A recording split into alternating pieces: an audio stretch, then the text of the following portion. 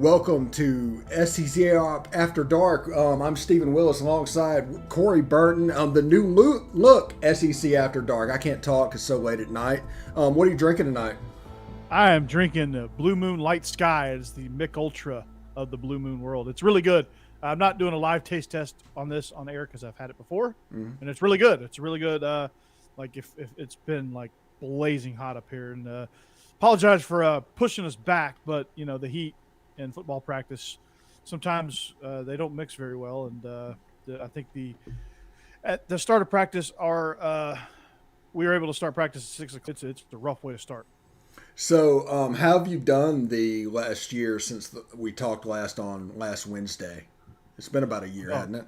It has been. I think I heard something about Texas and Oklahoma. Yeah, that might be a little bit of news. Yeah, it might be a little bit of news.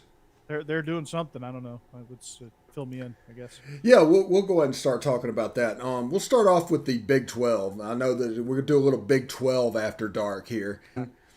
Because they were helping a conference try to poach one of their teams. That conference was the American of all conferences. And they're talking about shady, underhanded dealings between Texas and Oklahoma. And there's even a report from 2016 out tonight from the Iowa State AD saying that without Texas and Oklahoma, this league is doomed. Well, yeah, it's doomed. He's right.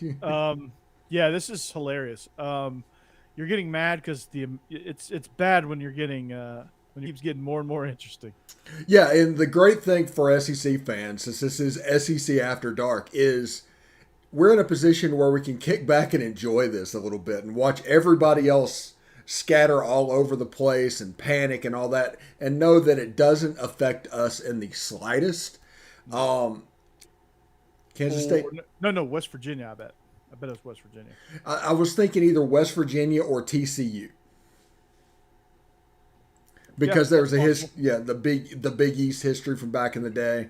So probably along those lines. And also, I've heard rumors, I haven't heard it officially confirmed, that one team...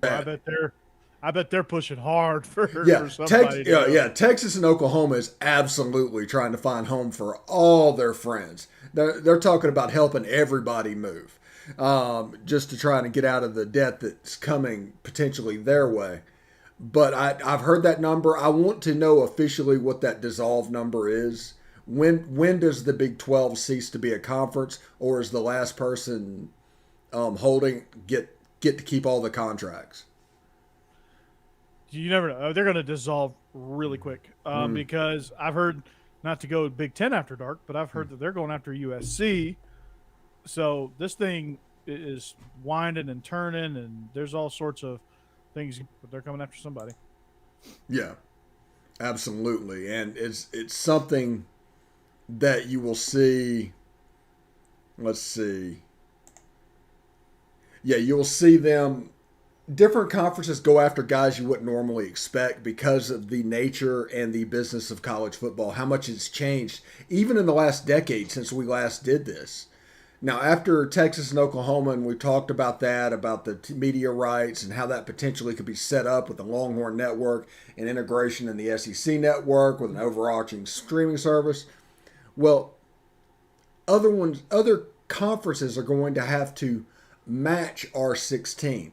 So that might be 22, that might be 24, that might be 26 teams that can pool their media rights together and get something similar to what we can get. But it really doesn't look good for the Big Ten. I mean, they've been on the downward spiral for a little bit, and this COVID situation last year is not going to help them out. The Pac-12, same situation. The Big 12 is a lame duck. The ACC has a terrible TV contract, and ESPN is apparently in bed with the American. Yep, according to the letter, right? Yeah. It must be true. Yeah. It's if you're not an SEC school, it's bad. And if I'm Clemson or Florida State, I'm going, can I move? Hey, Commissioner Sankey, can we come too? Yeah, I do have a question about that. We're at 16 after Texas and Oklahoma. Does anybody we add actually increase the TV share? Or have we hit a point of diminishing returns at this point? No, I think you got room for four more markets, right? You got room for the Carolinas market that you're going to hit with possibly if you get Clemson. You still can hit the DC market and be good with if you go get like a Virginia or Virginia Tech. You can finish out the Florida market by you can grab the Panhandle by getting Florida State, and then you can figure out kind of where you're at. Maybe go try to get even further up the eastern seaboard and grab that New York market maybe, or grab that mid Atlantic market with Maryland and try to lock that down maybe, or I don't know. Like it'd be interesting to kind of see what they do. Maybe the SEC goes and grabs West Virginia and kind of gets that Midwest market. So there's still some market shares to be had, and the SEC is not done for sure. Jay Billis actually mentioned on his Twitter, I don't know how connected or whatever he's saying, I don't know how real this is, but he suggested an ACC SEC merger to AL-NL this bad boy, where you have the Atlantic Coast Conference and the SEC, as it said, under an umbrella under the SEC leadership. Yeah, that would be, I mean, for the ACC, that would be in their best interest. I don't think that's going to happen. That's way too much fun there. They would have to drop some teams off at the loading dock, like Boston College, Syracuse, Pitt. Those teams would have to bounce. But I think if you grab Miami, Clemson, Florida State, North Carolina, NC State, Virginia Virginia Tech, yeah, Virginia Tech, and even possibly Notre Dame, because they're in bed with the ACC sort of. They got like 1 foot in, 1 foot out. That would be interesting. That would certainly cover the mega conference deal, but I don't know. I don't know how plausible that is, really. I look at all the different scenarios, and I just picture that I think the SEC is kind of okay at 16 for now. Yeah. I think there's going to be a mild revolt because of this move, because there's always going to be a mild revolt whenever a conference like the SEC competitively goes out that far in advance, where you can't even see second place. There's going to be a revolt from the other conferences. I think that might slow things down a little bit. I mean, the Big 12 schools have to find new homes. That's a given. I don't see any way the Big 12 can survive. But I don't look for anything major move like Big 10 going out and getting USC and things like that, because I think they're going to take a wait and see look. I think the Big 10 is more than likely going to get Kansas and Iowa State and just stand pat and just eye the marketplace and see what happens. Yeah, I mean, this thing is moving and shaking and all that stuff. They might go east and get some more and try to raid the ACC maybe. I don't know. I mean, the Big 10 is an interesting player here. That they, like I said, I've heard they're going after USC. I don't know how close they are to making that happen. I don't know where they stand with that, but I mean, there's something to be said to be coast to coast, right? With the Big 10, so they might claim that right. So, and the LA market for NIL is going to be. It's prime pickings. Yeah, and I think that the Big Ten and the SEC potentially, now this could be way down the road. This could be absolutely not right now.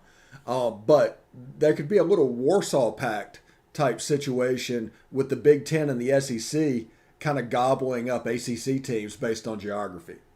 Yeah, I could see that. Like you take the Southeastern teams and roll them into the SEC, and then you take the Mid-Atlantic and Northeastern teams and just merge them into the Big Ten, and let's say, all right, we got the from the middle over to the east covered in two conferences. Now, Pac-12, you take the rest from the Mid-America over, and let's go. Like take the best of the Mountain West, take Boise, take BYU, and let's roll. And I think the first conference that Georgia and Ole Miss and even Texas were in was the original SIAA, which was about 30 teams, little confederation of schools. And it's kind of weird that it almost seems like we're moving back that direction after selling it off. The SEC eventually, one point was down at 10 teams and just slowly growing back up. Yeah, in the late 70s, early 80s, it was like if you went above 10 teams, you're like that's unheard of, right? So Mm. you had the Big Eight, the Southwest Conference, the SEC, the Big Ten was actually 10 teams. The ACC formed, the Big East formed due to basketball. The Pac-10. It was a thing to have very very small conferences Mm. and just compete in bowl games. Now it's going back to the original. I mean, it's all cyclical. You know, it all comes full circle, and then now we're right back to let's just create like one big mega league, and we're going to see Power Five football, and it's going to be AFC NFC basically. It's going to be the NFL model. You're going to have all the Eastern teams, all the Western teams, and then you're going to have they might go the NFL playoff model for all I know. It's just crazy.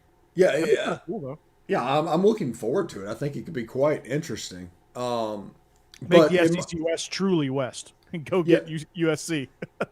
yeah, the Power Five. I think they're going to just acquire teams and bring them into their thing, so they can eventually leave the MCA, govern themselves, and they actually already have governing relationships with all those schools. That's where I think we're headed, but I can't guarantee it.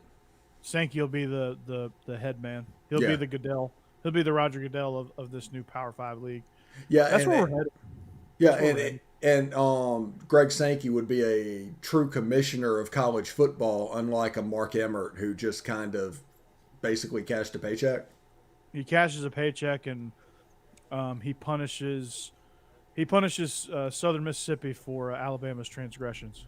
Yeah, it's completely not fair. They have no teeth, the NCAA. They have no teeth whatsoever. No, the last 2 years basically ended their relevance whatsoever. I'm curious to see what happens moving forward with like March Madness, because the side effect that people aren't realizing is this super conference thing that we're going and the way we're breaking up and the Power Five breaking away is March Madness is going to go too. The NCAA is probably going to cease to be an effective governing body, and they'll mainly be a D2, D3 type school type thing. Mm-hmm.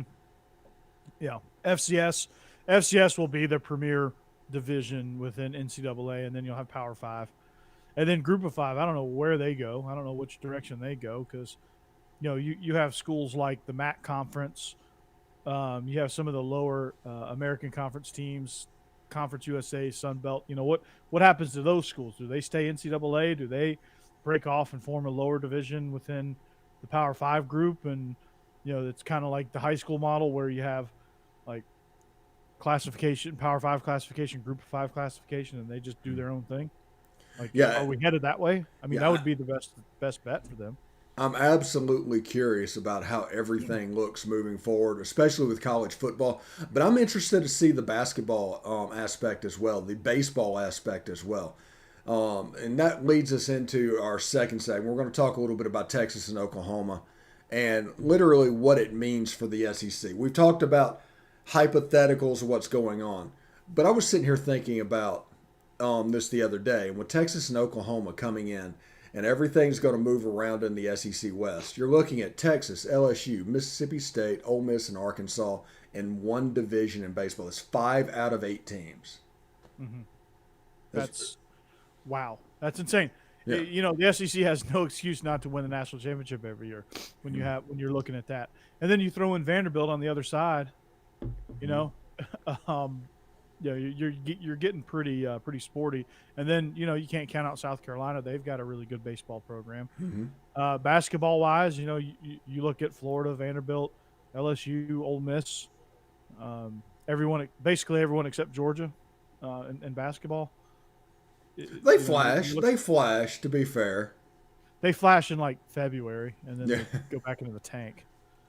Unfortunately, that's life as Georgia. But when your entire basketball tradition is Dominique Wilkins, I don't have much say in the basketball world. But I think it's going to be fun to watch the other sports kind of navigate this whole thing and see where it goes. I mean, it'd be a true tournament of champions, right? You got to run through the Dukes and North Carolinas, and no more Mount St. Mary's in the first round. No more Belmont in the first round. You gotta lace them up and go against Duke, right? Yeah, I foresee like the top 130, the football subdivision, the FBS, to have their own tournament where basically half of those teams make it into the basketball field. So your first round game might be against the 65 ranked team, but that could be Ole Miss. Typically, that would be a bubble team. Now I got a question for you here. The Big East did it with basketball. Do you have conferences that add schools for specific sports only? Like, could the Pac-12 add Gonzaga for basketball? Could they add like a Cal State Fullerton for baseball only to get them up to the upper echelon? I think if you have a viable network, that would work. If you have the Big Ten network and you want to bring Gonzaga in to do it, sorry. Blair Gonzaga. Blair's flashing in my head right now. Yeah. Shout out to Blair Johnson. Yeah. And if they have a functional network, you can get some value off of somebody like Gonzaga. You can get some value off of Kansas basketball, although they're about to go on tons of probation. So Kansas isn't the marquee. The timing is terrible for Kansas right now. Screw them. They screw me in basketball every year in the March Madness pool. So yeah, screw them. The hell. Yeah.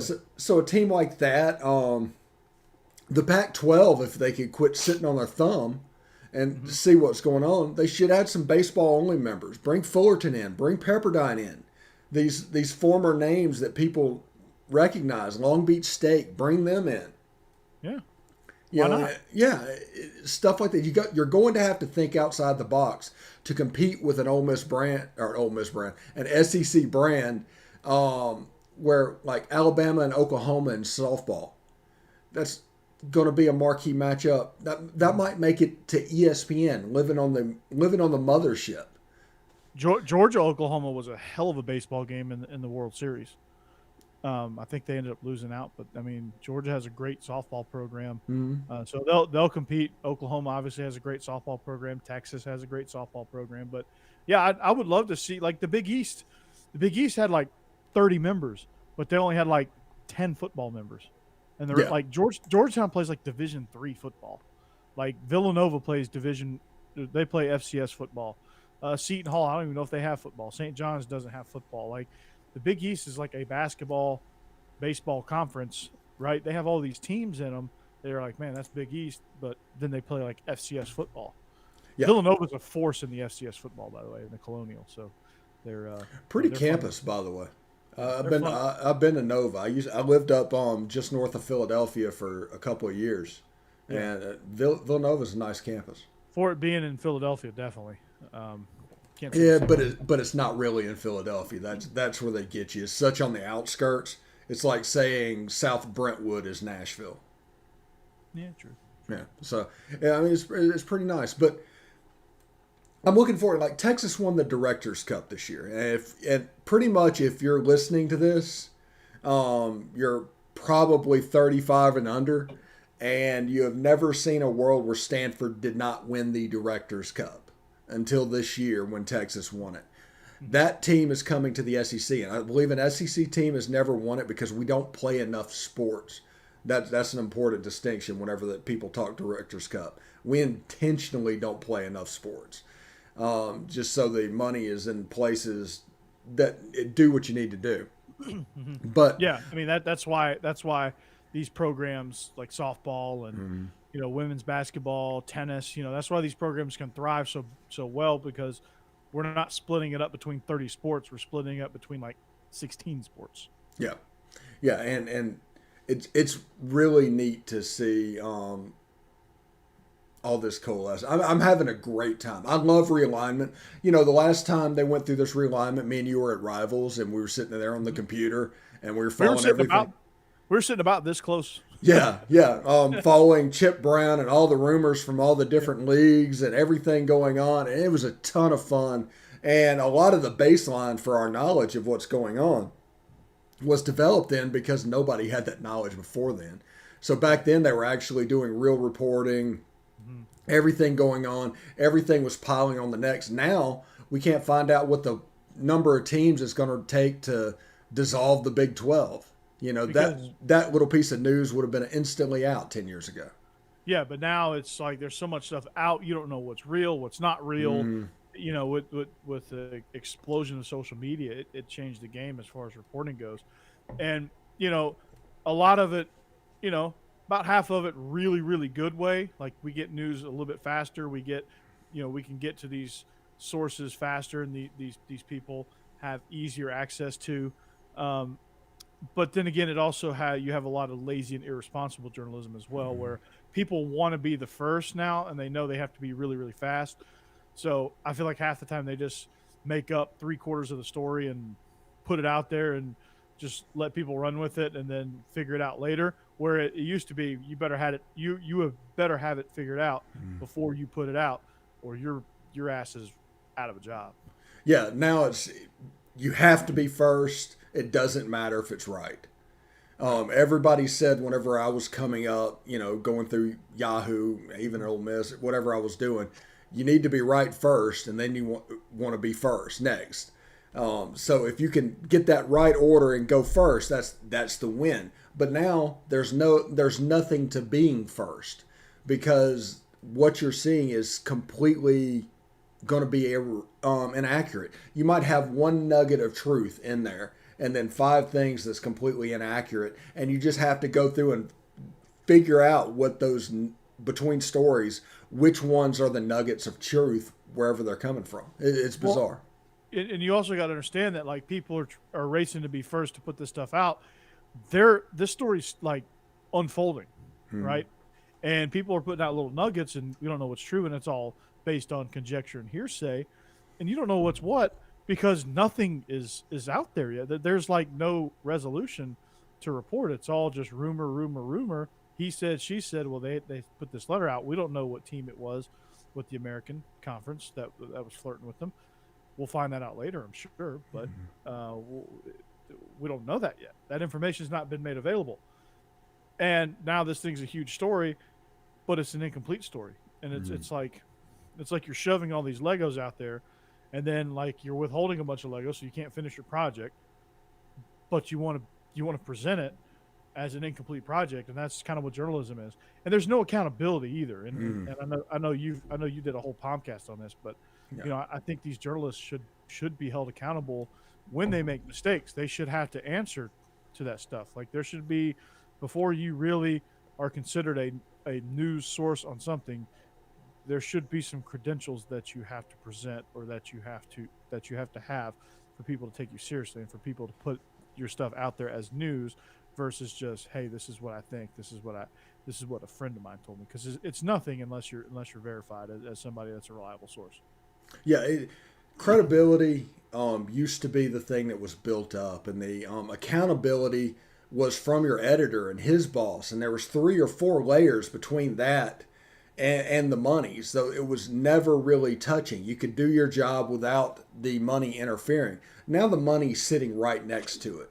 So you can put this story out, and the question is, does this information make me money? Not is this right, not is this correct, not is this truthful. Does this article make me money? Does it give me clicks? All people care about is clicks. They don't even care. They don't even care what the words are on the page. It just clicks, right? Like you have these lazy reporters that work for these newspapers.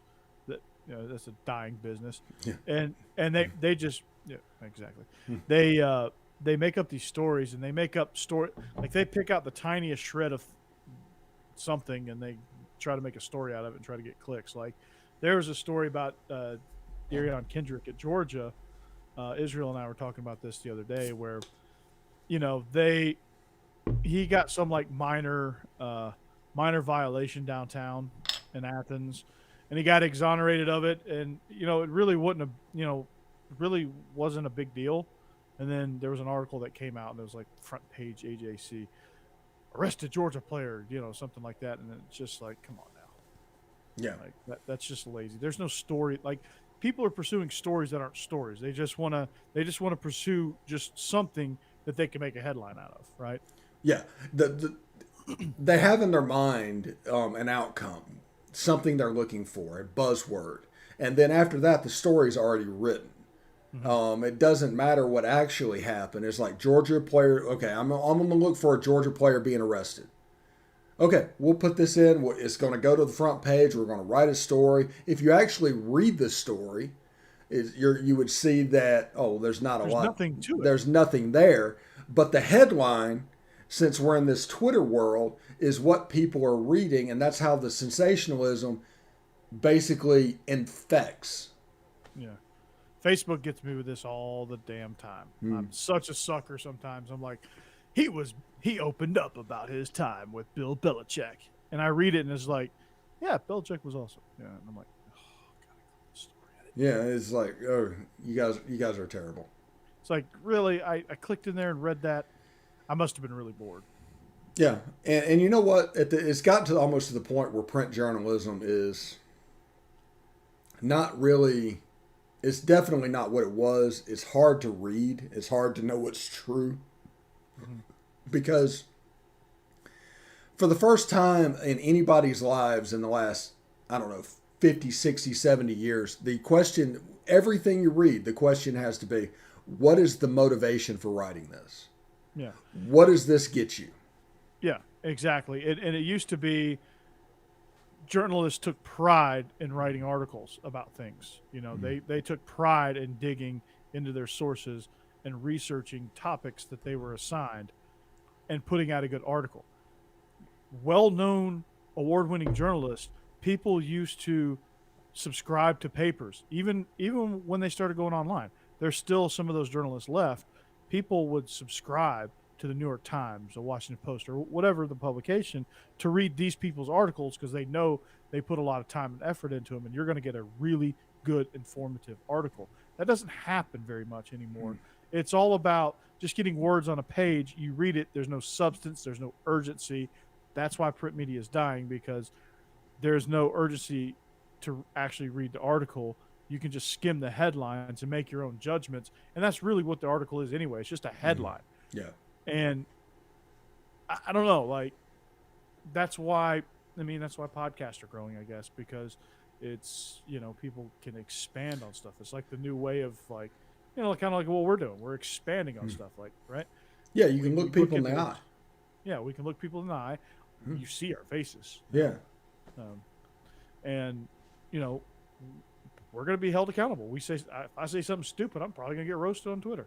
Yeah. It's fine. That's the way it works. Now, and also, like, in the Twitter thing and the canceling thing, I'm of the opinion that in order to be canceled on Twitter, you have to choose to allow yourself to be canceled on Twitter. We don't do anything nearly that is divisive enough to actually get canceled. So you have to choose to get canceled. If there's going to be people that disagree with what you say, there's going to be people that don't like you. That's all part of it. The fact that oversensitivity to that from people that have no business doing it. Yeah, I mean, if you have 20,000 followers, it doesn't matter. It just doesn't matter. And if you go and sway your opinion and your views and your viewpoints based off of Twitter followers, that's a sad place to be. Mm-hmm. Yeah, because you're pandering, right? Mm-hmm. And you're just, that's as simple as it put. You're pandering, right? You're trying to appeal to followers and what you think that they want you to be, instead of just being yourself and saying what you want to say. And as long as you stay within certain parameters, you're safe, right? I mean, it's actually pretty easy. Don't say anything racist. Don't say anything homophobic, and you're fine, right? Yeah.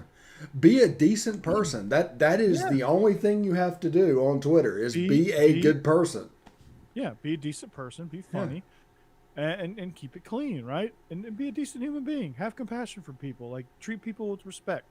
Because even, like, people are going to treat you with respect even in disagreement. Like, people are going to disagree with you respectfully if you're a decent human being. If you're a piece of garbage, they're going to treat you like a piece of garbage, and they're going to probably try to come after you.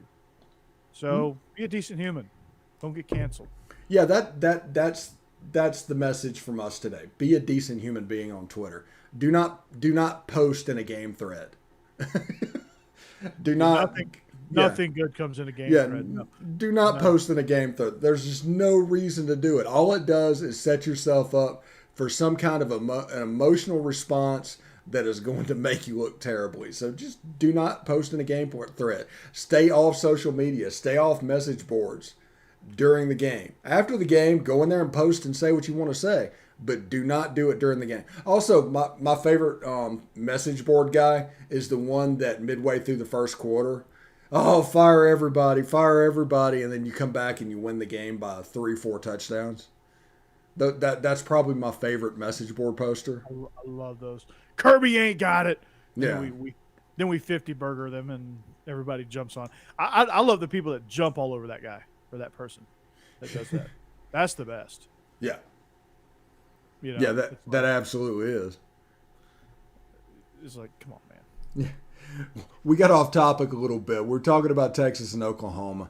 I asked Kyle, I forget his last name. They from Texas. Came from Kyle Rudolph? Longhorn. Yeah, I wish. Who is most unexpected rivalry that he hopes develops over the course of? Let me see if I can predict what he said Okay. because I haven't heard this. Arkansas. No, that's a rivalry that's going to happen because there's history there. But he said Georgia. He was looking forward to Texas playing Georgia. Bevo and Uga getting into it. Yeah, that was kind of fun. Even though Uga was on the wrong end of that was kind of cool. That's a fun clip to show. Yeah, it's a really great clip. And he mentioned that. I think Oklahoma and Arkansas needs to become a rivalry. You know, they've only played 14 times in their history. Really? Yeah, for that proximity, they've only played 14 times. I think Arkansas has played Tulsa more than that. Nice. Yeah. Well, they need a good opponent there. So yeah, I'm looking forward to seeing some things develop. I'm looking forward to seeing a big time rivalry develop between LSU and Texas and LSU and Oklahoma. I'm looking forward to see what the Mississippi schools how they do it. It is who's going to be a bigger rival with Ole Miss? Is it going to be Texas or Oklahoma? I'm looking forward to seeing that develop. I don't know exactly how that's going to develop. It's we don't know because there's not really a true rivalry with either, but there will be one that develops within the division. Mm-hmm. I'm looking forward to seeing if Georgia and Alabama can develop some sort of consistent rivalry with them moving over to the East, possibly. I'm looking forward to that as well. I'm looking, I can't wait to see Arkansas finally have somebody they can be rivals with. I Yes. think it'll help. I think it'll help their recruiting.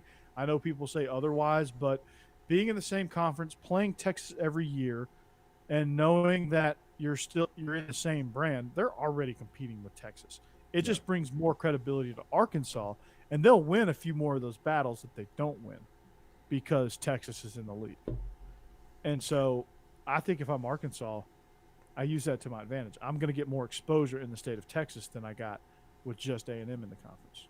Yeah, and Texas A&M to Arkansas, long distance there. But now you have Missouri up above. You have Oklahoma a little bit to the west. You have Texas down a little bit south. You got something you can work with. And like I said, I'm proud for them. Yeah, I am too. I'm happy for Arkansas. I think they need that. They needed something like that because they recruited really well when they were Southwest Conference and they were competing with all those guys. So they come over to the SEC, and that's kind of when it got funky with them because they started competing with these SEC schools and they started kind of dipping into the Southeast, and really it's like they kind of got messed up with their whole recruiting plan. And then Brett Bielema happened, and Chad Morris happened, and they really went in the tank. But I think they got the right guy with Pittman. They're doing a lot better recruiting wise than they were. They still got some room to grow, and I think they will. Kendall Briles is, he's a big name down in Texas. You get him established. If he stays, I think people are just worried about him leaving.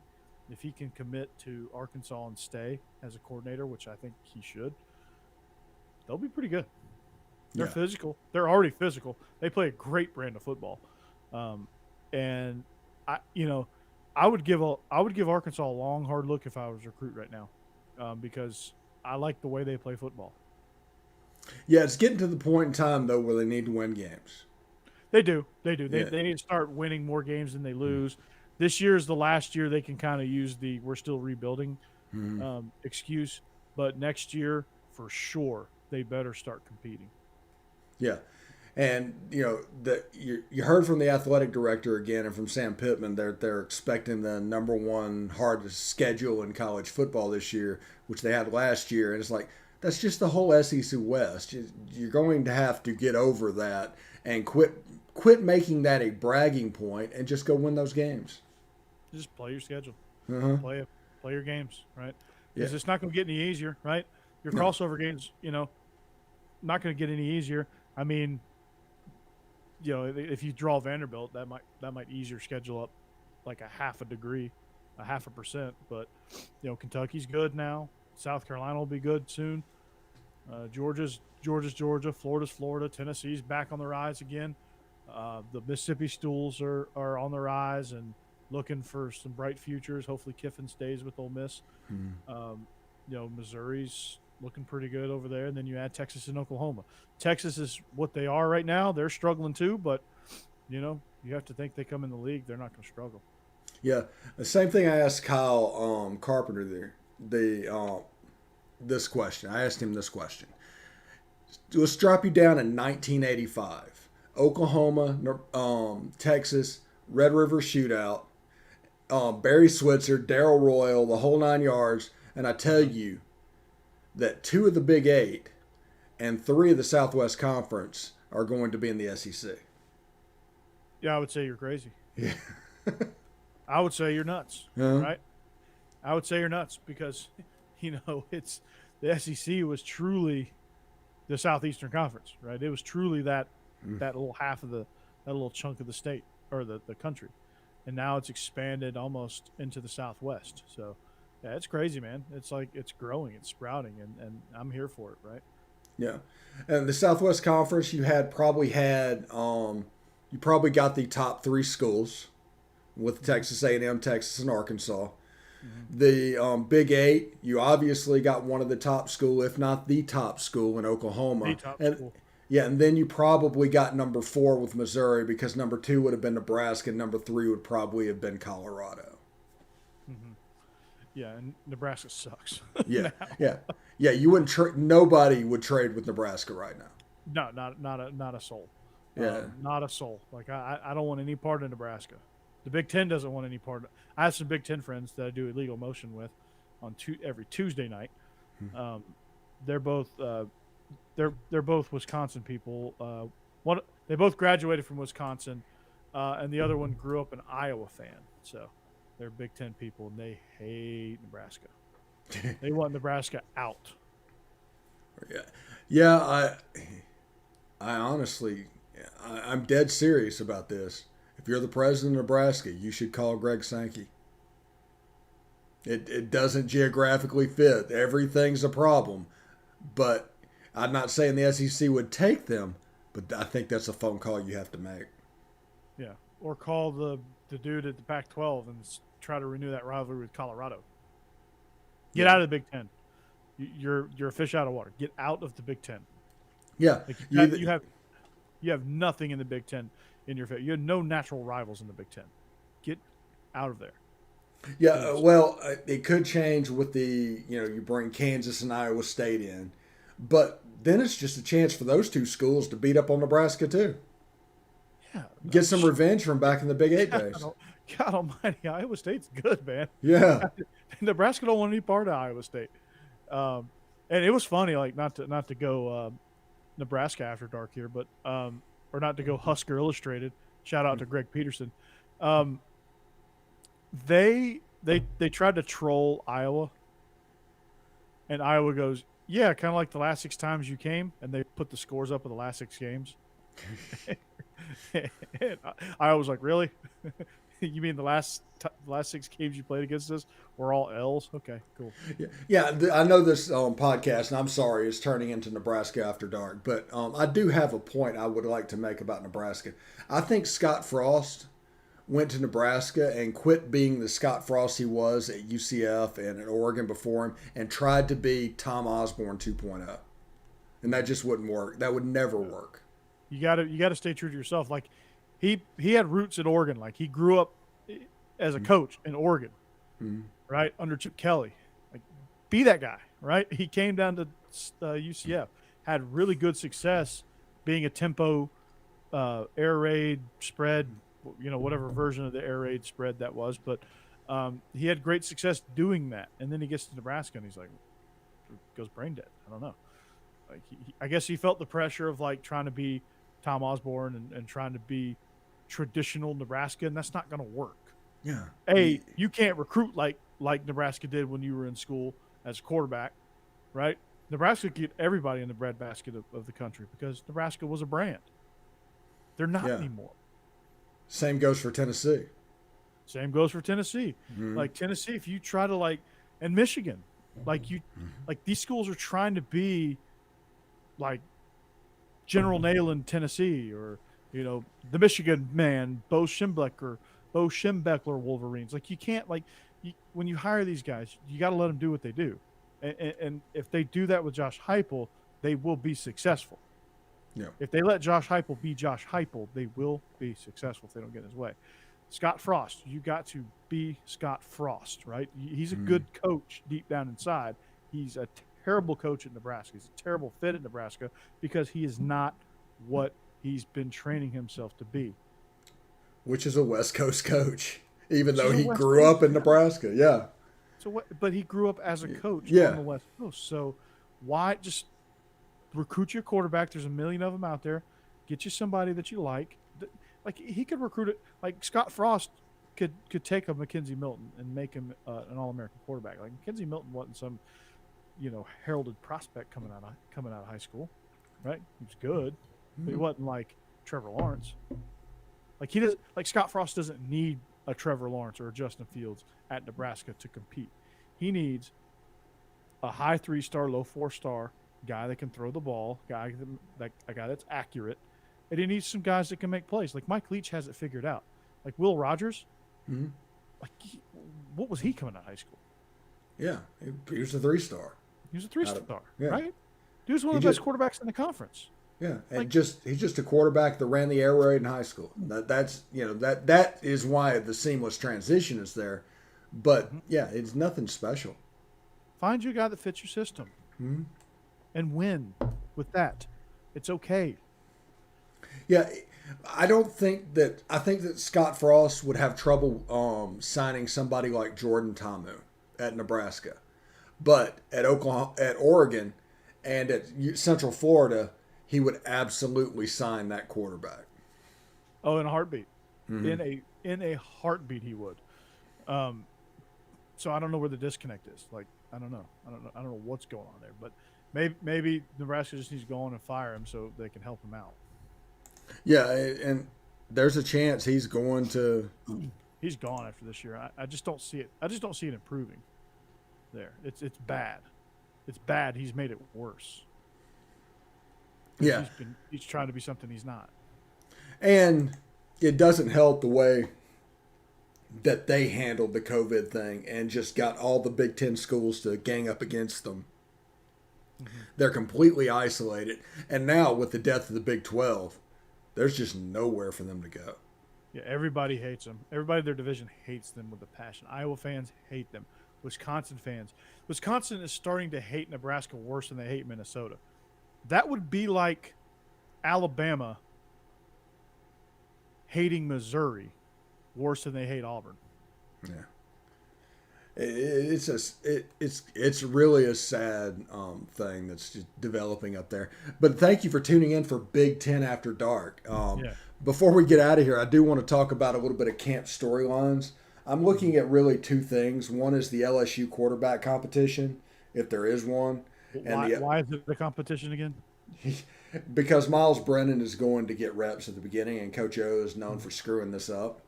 I've seen it with my own eyes. If it's not obvious, he's going to make the wrong choice.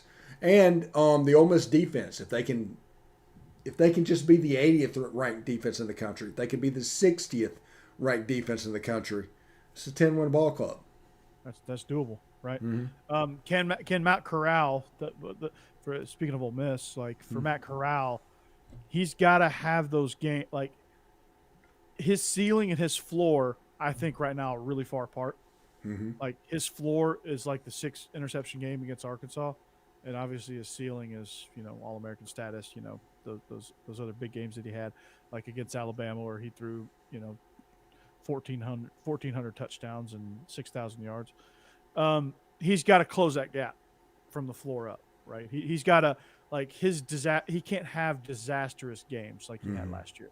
Like I felt like against Arkansas he fell apart, and he can't like for Ole Miss to be good, he can't do that because you know that's another thing. Like there's been situations where he put the defense in bad situations, and there's been times where he's done that, and there's sometimes you can't hold it against the defense because they're only they give up a 15-yard drive.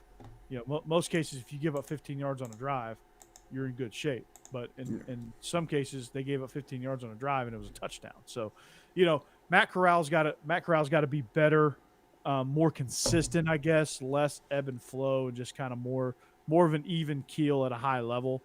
And his dips have got to be like he throws 2 interceptions versus 6.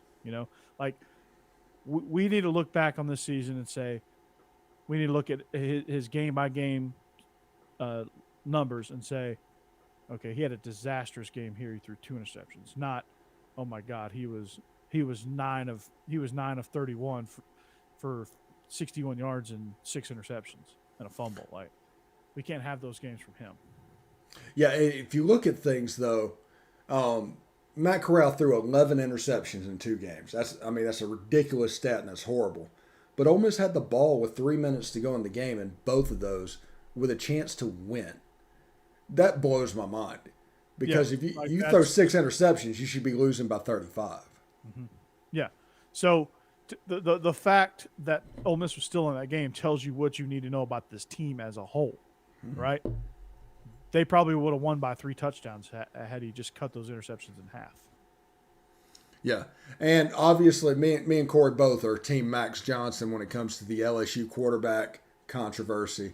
Miles Brennan, I do think, is going to get some reps and what's going on, but I do expect Max Johnson to win that. Who starts at quarterback at Tennessee? I'm hearing Joe Milton. Really? Yeah, I'm hearing good things. I'm hearing things about Joe Milton. I shouldn't be, but I'm hearing things about Joe. I'm Team Harrison Bailey, if you ask me. That's my guy. Central Florida, with Josh Heupel, he has no problems playing 2 quarterbacks and having a running quarterback and a normal between the 20s quarterback. So short yardage, you might see Joe Milton come in. You might see him on the goal line. But I think Harrison Bailey's going to win that job. I think that guy should be hooker, and then Bailey should be like the full-time quarterback. Yeah, and I think the hooker should be the big question they're going to have is the other skill positions, because at quarterback they have talent there. Mm-hmm. They do. It's going to be interesting. They're going to there's going to be some guys that obviously step up just because, but we're never going to hear of them. They got a Wes Welker type kid from Brentwood. His name is Walker Merrill. He's pretty good. Like he can jump. He's got some ability. You're going to see some freshmen step into this thing and contribute. So I'm curious to see what they do. But style of play, it's going to be the no-name offense, right? And they're going to produce some numbers. Oh, I'm looking forward to that. I think they open up college football for the SEC that first Thursday night on September 2nd against Bowling Green. I'm looking forward to seeing what that offense looks like, and I think that Tennessee people are going to just be taken aback at the speed of that, going from Jeremy Pruitt to what they're trying to do. Yeah, it's going to be like Mississippi State is what it's going to be like, right? They're going to be I don't think they're going to come out of the gates with an upset, but they're going to be pretty terrible for most of the year, and then you're just going to see it at some point. You're going to see them drastically improve, and they're going to play a lot better down the stretch. They're going to find some sort of identity. Obviously offensively, we know what that identity is probably going to be. Defensively, they're going to find some sort of thing they're good at and hang their hat on it. Like Mississippi State, what they really did on defense is they found out that, hey, we got actually pretty good defensive line, and we're pretty stout against the run. So they capitalize on that, right? And they were way more competitive down the stretch. It didn't necessarily translate into the win-loss record that they probably wanted, but like now we're talking about Mississippi State being a team that's like improving. That's going to be competitive. Maybe not win as many games this year, but they're going to be extremely competitive, and looking forward to what they can do in the future.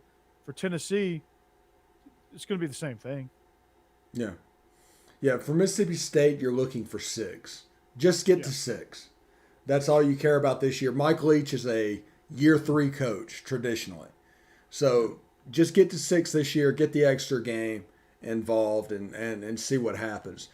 Now, I'm curious about the quarterback position at Texas A&M.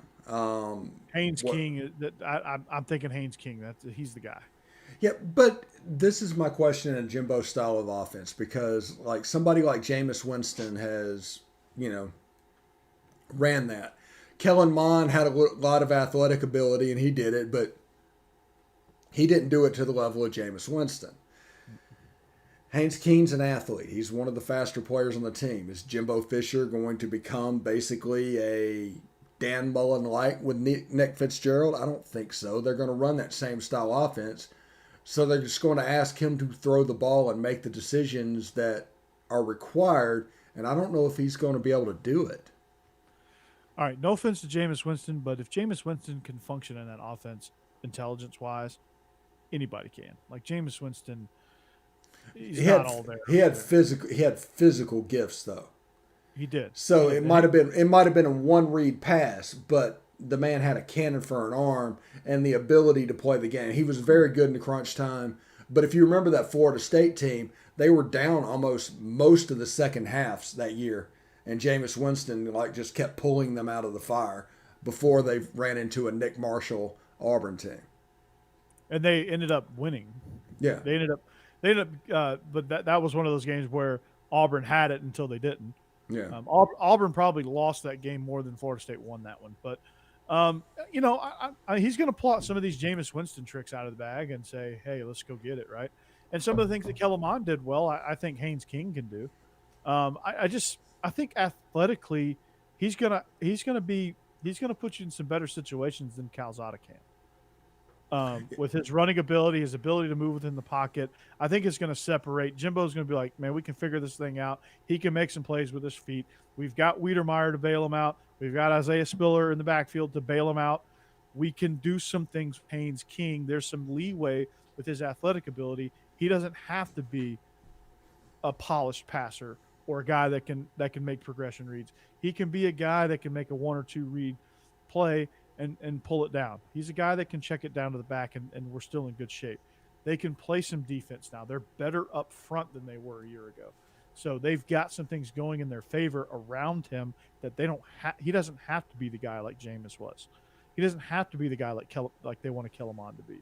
So that's why I think that athletic ability is going to be the separator here, and Calzada just isn't what Calzada can't do exactly what Haynes King can do. That's how I see it. It may play out totally different in camp. There might be some pressure situations that he puts him in that Calzada just takes this thing and runs away with it. That wouldn't surprise me either. But if you pressed me right now, I'm saying Haynes King.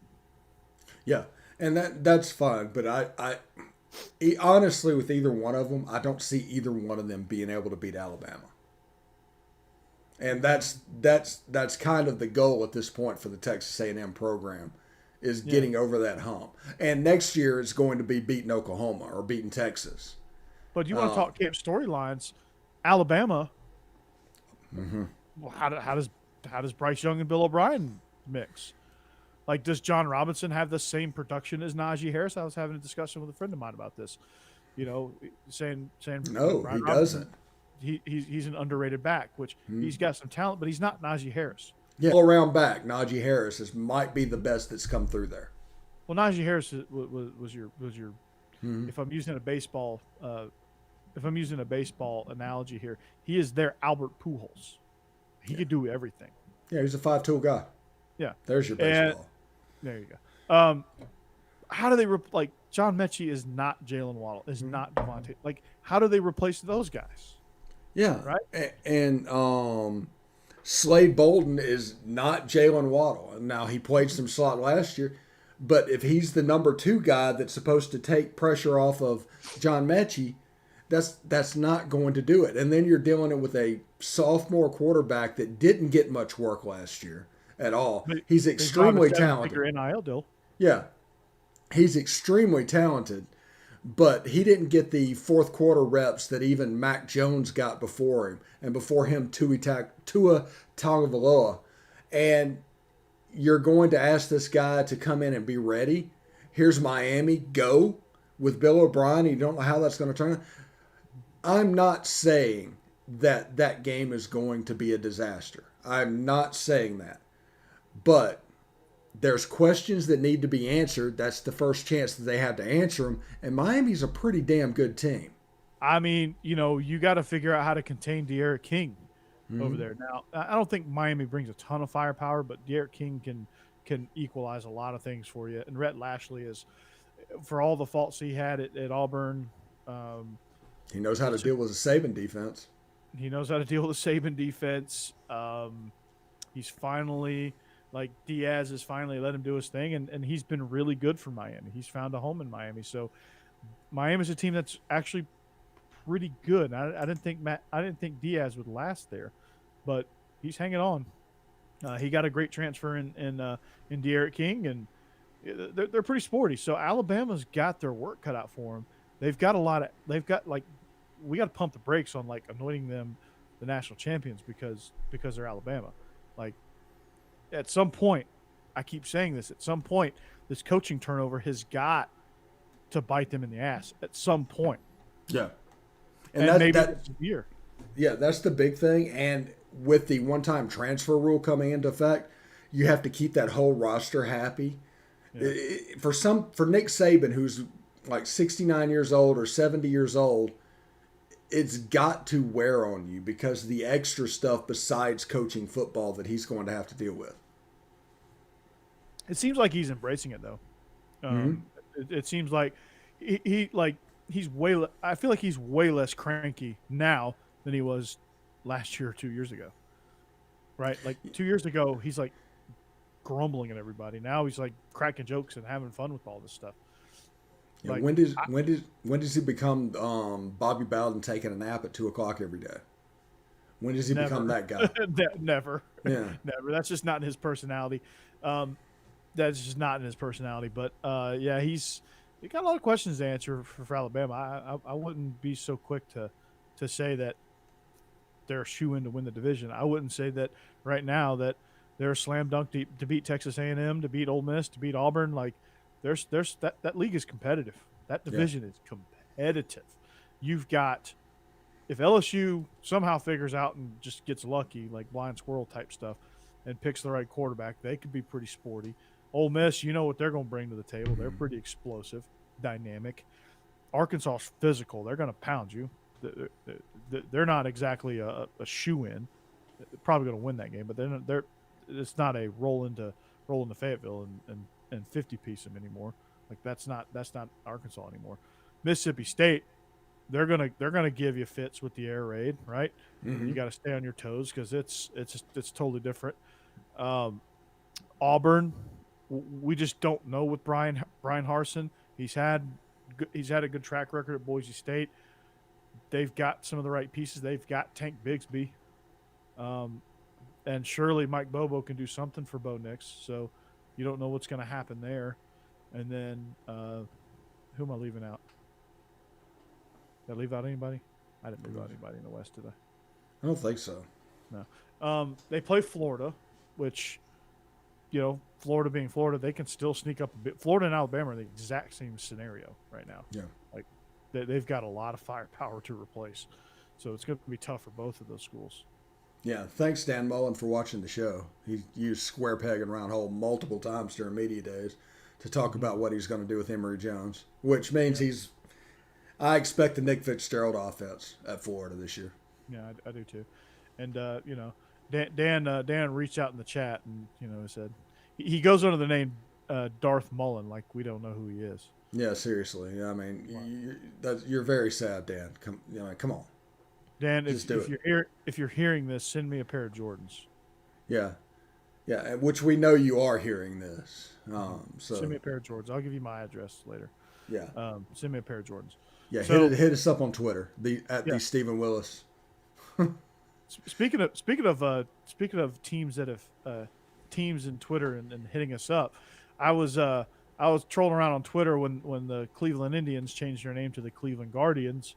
Um, before I realized there was historical and structural architectural significance to that name, I was obviously like, what the hell? This is the weakest thing I've ever heard. But it has significance to Cleveland, so I'm like, it's cool. Still kind of weak, but yeah, it's cool. It's cool.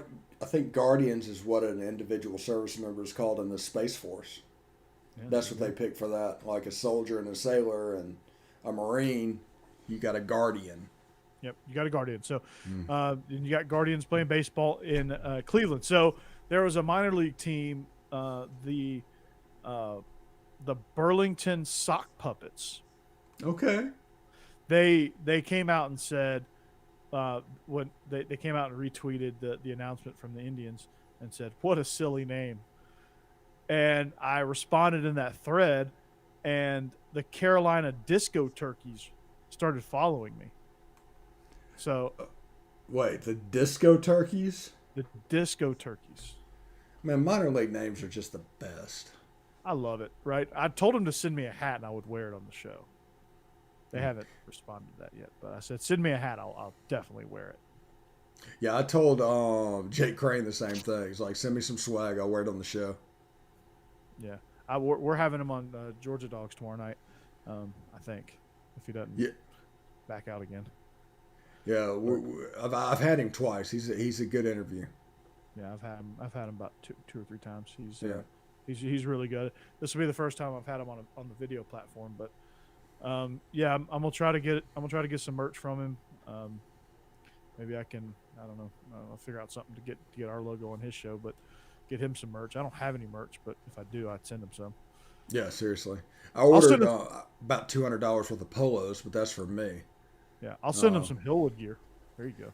Yeah, I know I wear my T-shirts and I dress up real classy like and everything, but I'm trying to go polo and full logo and all that. So some Positively Ole Miss and logo gear is going to be shown on camera fairly soon. And we need to get this logo that's playing right above my head. We need to get that logo on a shirt. Yeah, we could probably do that. We can find out something like that for SEC After the Dark. Yeah, like get like a bright colored shirt and just put that on there. Yeah, it would have to be some kind of neon color. Obviously. Something 80s. Like you hear our music. Our music is themed, actually, if you're listening to the show, themed on silk stockings, if you remember that show from the late 80s, early 90s. That's why we picked that music. That's why we picked this logo, and that's kind of what we're going for with SEC After Dark, is that kind of vibe. Yeah, that's pretty cool. Like we drink beer on the show, right? Yeah. And how loose can it get, right? Yeah, seriously. You know what? We're gonna call it off right there. We've gone over an hour.